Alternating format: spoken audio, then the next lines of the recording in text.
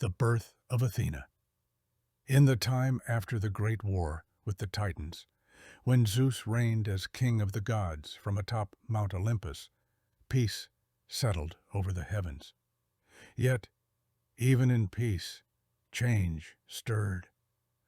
For from the heart of Zeus himself, a new power was waiting to emerge, one unlike any the world had ever seen. Long before this moment, Zeus had taken a clever goddess named Metis as his first wife. She was the goddess of wisdom and deep thought. But when Metis became pregnant, Zeus remembered a prophecy whispered by Gaia and Uranus. It warned that if Metis bore a second child, a son, he would grow powerful enough to overthrow Zeus, just as Zeus had once overthrown his own father. Fearful, Zeus made a drastic decision as Metis carried their child. Zeus swallowed her whole. He believed that would be the end of it, that he had outwitted fate once again. But Metis was not so easily silenced. Hidden deep inside Zeus, she continued to live. And within him, she shaped the child in her womb, a daughter of incredible power and wisdom. Time passed.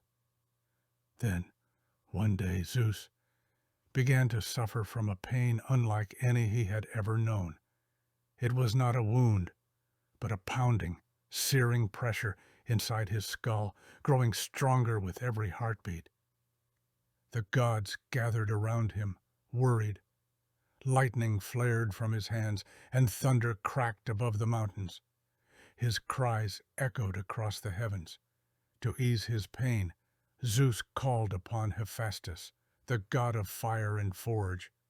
Always loyal, Hephaestus took up his bronze hammer, gleaming and heavy, and with one mighty swing struck Zeus upon the forehead. And from that blow, the air itself split open. Out of Zeus's head burst Athena, fully grown, clad in shining armor, a golden spear in one hand and a gleaming shield in the other. Her eyes blazed with clarity and power. Her voice rang out like a battle cry and a song of peace all at once. The gods fell silent, awestruck. Never had the world seen a birth like this, born not from the womb, but from the mind, not in silence and stillness, but with thunder and glory. Athena stood tall, strong, and serene. She was the goddess of wisdom and war, of strategy and skill, of justice and civilization. Wherever she walked, cities would rise. Wherever she led, warriors would find courage, not just in strength, but in thought. She would guide inventors and scholars, artists and lawmakers. She was the light of reason, the hand of honor, the shield against chaos. Unlike many others among the gods, Athena was calm in judgment and fearless in battle. She would fight only when necessary, but when she did, none could stand against her. Zeus, proud of his daughter, declared her one of the mightiest among the Olympians. She became his most trusted, the bearer of his aegis, shield, and a symbol of his wisdom as much as his power. Athena would never marry. Her mind was her temple, and her path was her own. Cities across Greece would worship her, but none more so than Athens, which would take her name and honor her above all others. From the mind of the king of gods came a goddess of reason, courage, and invention.